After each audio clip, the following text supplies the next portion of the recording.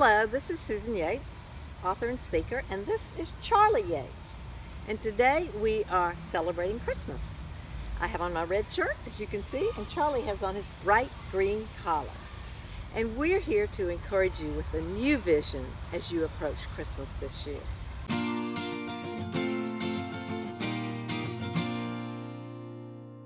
A couple of years ago, I sort of felt like I was stuck in a rut. Perhaps you felt this way too.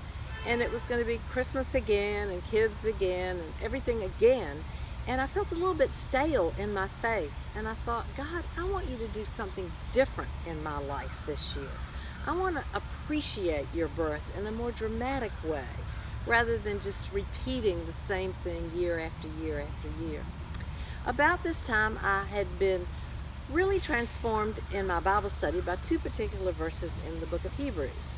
They come at the end of Hebrews 2 and the end of Hebrews 4, and both say essentially the same things.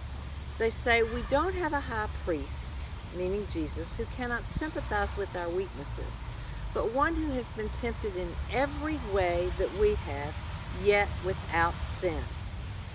Therefore, we can draw close to his throne with confidence because he understands our every emotion.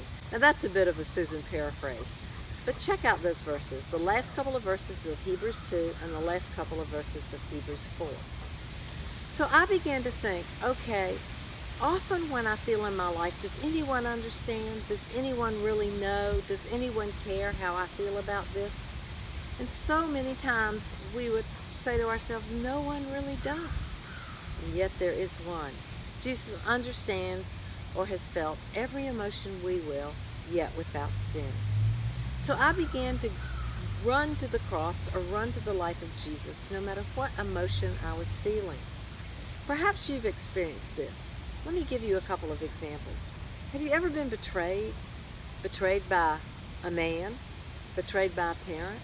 Or betrayed by a girlfriend who shared a confidence that you had shared with her with someone else?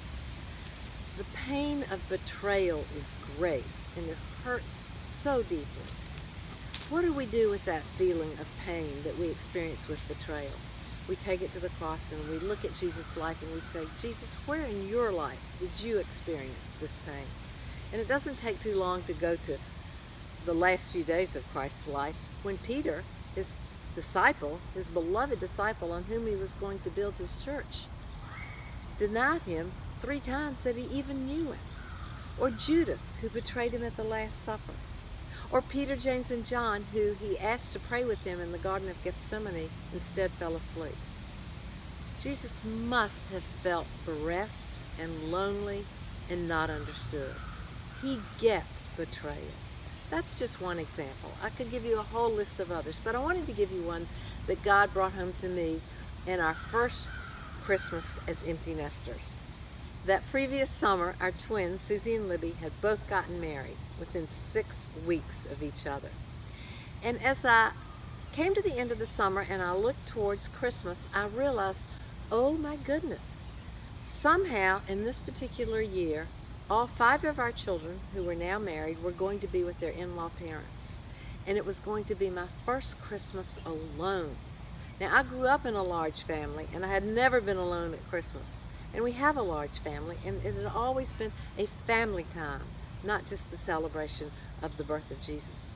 But this year was going to be different. An acquaintance said to me, oh, Susan, it'll be fine. You and John can just curl up by the fire and roast chestnuts and have a romantic time. And I thought, oh my goodness, you have no idea what my husband does. My husband's a pastor, and Christmas is a really difficult time for pastors' families. You know, if you're married to a pastor, usually he's grumpy because he doesn't think his sermon's any good, or people who are members of your church's lives fall apart. Christmas is a really difficult time for everybody, but it's especially difficult for those of us in full-time ministry. So I knew this wasn't going to be a romantic season for us. I also knew that my husband was going to be gone from about noon on Christmas Eve until 2 in the morning because we have multiple services, and I was going to be alone. Now, friends invited me to come be with them, but I thought, no, I need to experience this first year as an empty nester, just alone by myself. So I went to the church service that I usually go to, and I came home And I curled up on the couch, lit some candles, turned on the tree lights, curled up with my Bible, and began to weep. I was so sad. I had none of my children, and I was so alone for the first time. And I thought, the empty nest really stinks. God, I've been working on these 2 Hebrews principles, I call them. But where in your life did you experience the empty nest? I mean, Jesus wasn't married. He didn't have children. How can you relate to the emotions I have?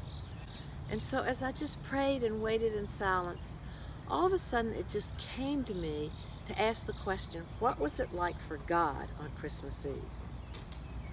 On Christmas Eve, God was giving up 24/7 community with his son Jesus, to send him to a world that was going to hate him, persecute him, and finally crucify him on the cross.